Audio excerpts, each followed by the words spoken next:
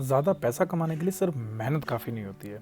अगर मेहनत से पैसा आता तो सारे मज़दूर अमीर होते हैं, और जल्दी जागने से अगर पैसा आता तो जो भी अखबार बाँटता है, आपके गाँव में देखिए अखबार बाँटने वाला, आप सो रहे होते हैं अखबार बाँट के चला जाता है, तो वो सबसे अमीर होता है। अगर ज़्यादा ताकत से पैसे आते तो सब पहलवान, जितने भी मुस्टंडे हैं पहलवान, वो अमीर होते हैं। पढ़ाई से पैसा आता तो जितने प्रोफेसर हैं सबके सब अमीर होते हैं।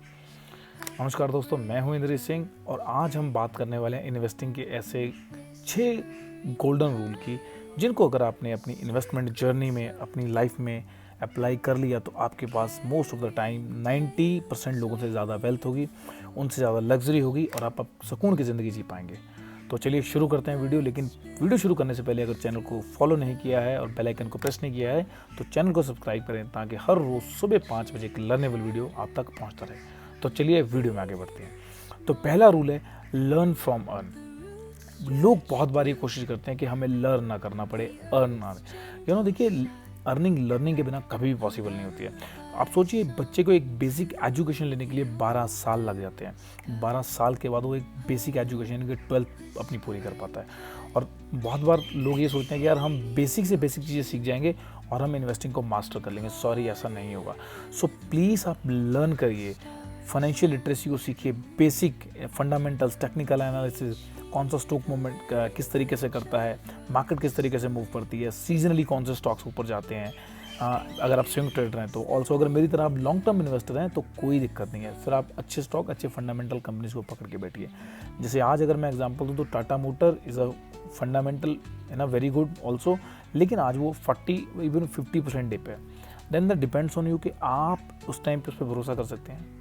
मेरी रिकमेंडेशन नहीं है, बट अब मैं बात कर रहा हूँ कि वो फंडामेंटली गुड कंपनी, लेकिन आज 50% आपको नीचे मिल रही है और आप देखिए कि उसके पास 80% मार्केट का शेयर है, ईवी शेयर। तो चलिए हम उस सेक्टर में नहीं जाएंगे, उस साइड में नहीं जाएंगे, वीडियो लंबा हो जाएगा। तो पहली चीज़ है लर्न फ्रॉम अर्न। तो पहले लर्निंग करिए, ऑटोमेटिक अर्निंग स्टार्ट हो जाती है। तो ये पहला गोल्डन रूल है। 2, पैसे के कैश फ्लो को कंट्रोल करिए। आपको ये पता होना चाहिए कि यार पैसा आता कहाँ से और जाता कहाँ पे। बहुत बार ये होता है कि लोगों को डिविडेंड आता है, भले वो 500 रुपये आए, लेकिन वो 500 रुपये को वैल्यू नहीं देते और कहीं खर्च कर देते हैं। प्लीज़, जो भी पैसा आपके पास आ रहा है उसकी इनटेक आउटपुट पक्का रखिए। आपके पास हिसाब होना चाहिए एक एक पैसे का। 5 साल इस चीज़ को फॉलो कीजिए, आपके पास अल्टीमेट वेल्थ बननी शुरू हो जाएगी। आपको अकाउंट में 6 जीरो दिखनी स्टार्ट हो जाएंगे, एटलीस्ट 6 जीरो, 6 करोड़ में होती हैं, तो आपके पास 5 फिगर इनकम स्टार्ट हो जाएगी। तो प्लीज़ पैसे को मेज़र करना सीखिए। और डिविडेंड आता है तो उसको री इन्वेस्ट करिए। कितना डिविडेंड आया, जो स्टॉक आपके पास है उसको आप री इन्वेस्ट करना शुरू कीजिए, और जिस स्टॉक ने आपको वो डिविडेंड दिया है उसी स्टॉक में उस पैसे को री इन्वेस्ट करिए। इससे आपकी कंपाउंडिंग की ग्रोथ बहुत तेज़ हो जाती है। Number 3, reduce your risk. अब रिड्यूस योर रिस्क से हम ये देखें कि यार अगर मेरे पास 1 लाख रुपये है तो 1 लाख रुपये को कोशिश करिए मिनिमम 4 जगह पे डिवाइड कीजिए और मैक्सिमम 5 जगह पे, यानी कि या तो उससे 4 स्टॉक खरीदिए या 5 स्टॉक खरीदिए। इससे होगा ये कि बहुत ज़्यादा लॉस भी किसी में नहीं होगा और बहुत ज़्यादा प्रॉफिट तो हो सकता है, प्रॉफिट की कोई गारंटी नहीं होती है। अगर आपके पास आज 10 स्टॉक है तो 10 में से 3 स्टॉक आपके चल गए तो आपकी बल्ले बल्ले है जी। बिल्कुल सिंपल लैंग्वेज की अगर बात करें तो हर सेक्टर में अपना थोड़ा थोड़ा पैसा डिवाइड करके लगाइए और थोड़े थोड़े स्टॉक्स में लगाइए। एक ही सेक्टर में और एक ही स्टॉक्स में अपना पैसा कभी मत लगाइएगा। तो ये नंबर 3 गोल्डन रूल है इन्वेस्टिंग का। नंबर 4, कभी भी स्टॉक मार्केट से आने वाले प्रॉफिट से अपने खर्चे को मत बढ़ाइएगा। स्टॉक मार्केट से आने वाला जो पैसा है उसके कारण आप अल्टीमेट बोरोइंग लग्जरी को मत खरीदिएगा। जैसे कि लोग गाड़ियाँ खरीदते हैं, घर खरीदते हैं ईएमआई पे। मार्केट से आज डिविडेंड आ रहा है, प्रॉफिट आ रहा है, कल नहीं आएगा, गारंटी नहीं है। हालांकि 25 साल से आ रहा है तो chances are there most of the time 80-90% आगे आएगा। सोच के देखिए 10% नहीं आया, तो अगर 10% नहीं वाले केस में आप चले जाते हैं तो आपकी लाइफ को इम्पैक्ट नहीं होना चाहिए। ये बहुत ज़रूरी चीज़ है यार। लोगों ने पैसा लगाया, कमाया और अपना लाइफस्टाइल बढ़ा लिया, अपने खर्चे बढ़ा लिए और आज वो बहुत तंग है। Number 5, use debt wisely. मैंने इसके ऊपर भी एक बहुत सॉलिड वीडियो बना रखी है कि गुड डेट और बैड डेट को समझिएगा। जो डेट, जो लोन आपने लिया बैंक से, अगर वो आपको पैसे कमा के दे रहा है, 5 लाख की आपने दुकान ली और 5 साल तक उसकी ईएमआई भर रहे हो, उसके बाद 50 साल आपको वो कमा के देने वाली है। So that is called a good date.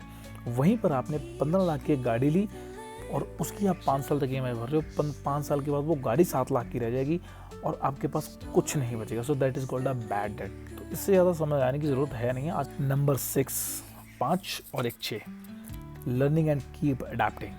ये देखिए कि टाइम के साथ साथ कौन सी चीज़ें हैं जो चलती रही हैं या कुछ चीज़ें ऐसी हैं जो हमेशा चलती रही हैं। मैं अगर नेस्ले की बात करूँ तो नेस्ले एक ऐसा स्टॉक है जो हमेशा चलेगा। टाइम कोई भी हो, सीजन कोई भी हो, सेक्टर कोई भी हो, आप नेस्ले में इन्वेस्ट करिए, हमेशा चलता है, बिकॉज इज FMCG सेक्टर है। आप हिंदुस्तान यूनिलीवर में इन्वेस्ट करिएगा, वो चलता रहेगा।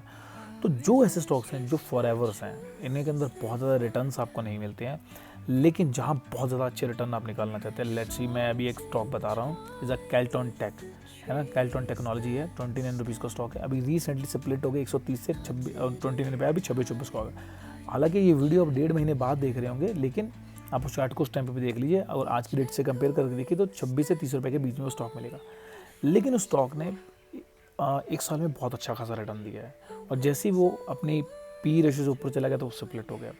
तो इस तरीके के ट्रेंड को भी समझना ज़रूरी होता है, बिकॉज एक ही स्ट्रैटेजी जो आपको कांस्टेंट इनकम देती है उसको बदलने की ज़रूरत नहीं है, उसको कभी नहीं बदलना है, लेकिन कुछ ऐसी स्ट्रैटेजी को भी यूज़ करना है जो आपको कम टाइम में ज़्यादा रिटर्न देती है। So that is called a swing trading. मैं भी स्विंग ट्रेडिंग करता हूँ, लेकिन मैं रेकमेंड नहीं करता हूँ, बिकॉज कल को किसी को लॉस होगा वो मेरे को बोलेगा। सो प्लीज़ स्विंग ट्रेडिंग अपनी समझ से कीजिए। और अगर आप चाहते हैं कि कौन से ऐसे स्टॉक्स हैं जिनको आप लाइफ टाइम के लिए होल्ड कर सकते हैं, आप कमेंट सेक्शन में कमेंट करिए। मैं पूरी एक लिस्ट, एक पूरी वीडियो बना दूंगा जिसके अंदर मैं 15 से 20 स्टॉक ऐसे आपको रेकमेंड करूंगा जो आप लाइफ टाइम होल्ड कर सकते हैं। और इसके साथ ही अगर इस वीडियो में मैंने आपको 1% वैल्यू दी तो काइंडली वीडियो को लाइक, शेयर और सब्सक्राइब ज़रूर करें, और अपने एक दोस्त के साथ पक्का शेयर करें जो इन्वेस्टिंग में इंटरेस्टेड है एंड जो वेल्थ बनाना चाहता है during the stock market is the long run. Because मैं हमेशा बोलता हूँ कि स्टॉक मार्केट में लॉन्ग रन में ही वेल्थ बनना है, शॉर्ट टर्म में कुछ नहीं बनता है। शॉर्ट टर्म में आदमी सिर्फ शॉर्ट ही खा सकता है। तो आज तक के लिए इतना ही, बाकी मिलते हैं कल सुबह 5 बजे एक और लर्नेबल वीडियो के साथ। तब तक के लिए bye bye, see you all, और मेरी फेवरेट हैप्पी इन्वेस्टिंग।